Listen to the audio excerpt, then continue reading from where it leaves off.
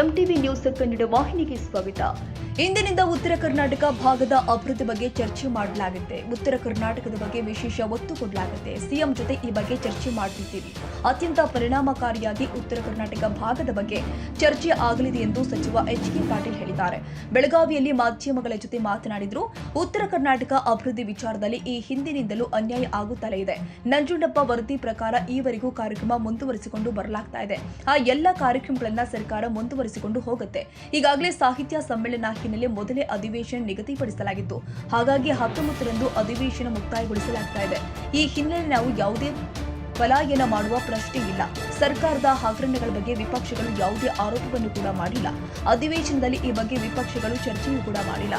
ಅದು ಹೇಗೆ ನಾವು ಪಲಾಯನವಾದ ಮಾಡುತ್ತೀವಿ ಎಂದು ಆರೋಪ ಮಾಡುತ್ತಾರೆ ಎಂದು ವಿಪಕ್ಷ ನಾಯಕ ಆರ್ ಅಶೋಕ್ ಆರೋಪಕ್ಕೆ ಸಚಿವ ಎಚ್.ಕೆ. ಪಾಟೀಲ್ ಟಾಂಗಿದ್ದಾರೆ.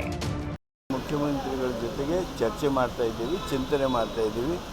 ಇವತ್ತು ಪರಿಣಾಮಕಾರಿಯಾಗಿ ಚರ್ಚೆ ಆಗಲಿ ಅಂತೇಳಿ ಹಾರೈಸ್ತೀವಿ. ಅಲ್ಲ, ಕಳೆದ ಬಾರಿ ಉತ್ತರ ಕನ್ನಡದ ಬಗ್ಗೆ ಕೊಟ್ಟಂತ ಭರವಸೆಗಳನ್ನ ಸರ್ಕಾರ ಇದುವರೆಗೆ ಈಡೇರಿಸಿಲ್ಲ ಅಂತ ವಿರೋಧ ಪಕ್ಷದವರು ಆರೋಪ ಮಾಡ್ತಾರೆ.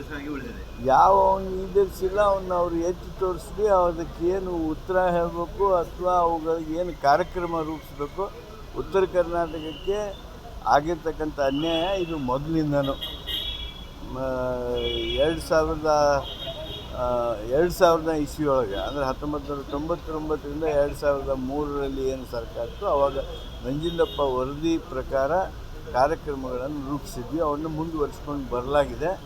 ಇನ್ನೂ ಹೆಚ್ಚು ಪರಿಣಾಮಕಾರಿಯಾಗಿರ್ತಕ್ಕಂಥ ಉತ್ತರ ಕರ್ನಾಟಕಕ್ಕೆ ನ್ಯಾಯ ನೀಡತಕ್ಕಂಥ ಕಾರ್ಯಕ್ರಮಗಳು ಬರಬೇಕು. ಅದಕ್ಕಾಗಿ ಸರ್ಕಾರ ಗಂಭೀರವಾಗಿ ಚಿಂತನೆ ಮಾಡ್ತಾ ಇದೆ. ಇಲ್ಲ, ನಾವು 19ನೇ ತಾರೀಕಿಗೆ ಮುಗಿಸ್ಬೇಕು, 20ನೇ ತಾರೀಕಿಗೆ ಸಾಹಿತ್ಯ ಸಮ್ಮೇಳನ ಐತೆ ಅಂತೇಳಿ ಮೊದಲೇ ನಿರ್ಣಯ ಮಾಡಿದ್ದು. ಆ BSc ಒಳಗೆ ಪ್ರಥಮ ಸಭೆಯೊಳಗೂ ಅದನ್ನೇ ಹೇಳಿದ್ವಿ.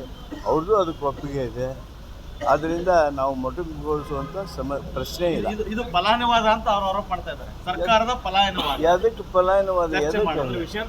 ಎದಕ್ಕೆ ಪಲಾಯನವಾದ?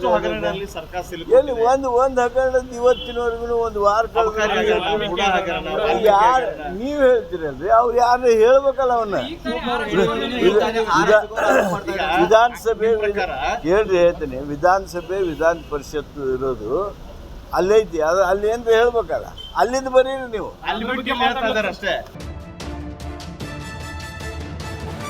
ತಾಜಾ ಸುದ್ದಿಗಾಗಿ ಎಂಟಿವಿ ನ್ಯೂಸ್ 24x7ಗೆ ಸಬ್ಸ್ಕ್ರೈಬ್ ಮಾಡಿ ಮತ್ತು ಬೆಲ್ ಐಕಾನ್ ಅನ್ನು ಒತ್ತಿ. ತಪ್ಪದೇ ಲಿಂಕ್ ಶೇರ್ ಮಾಡಿ.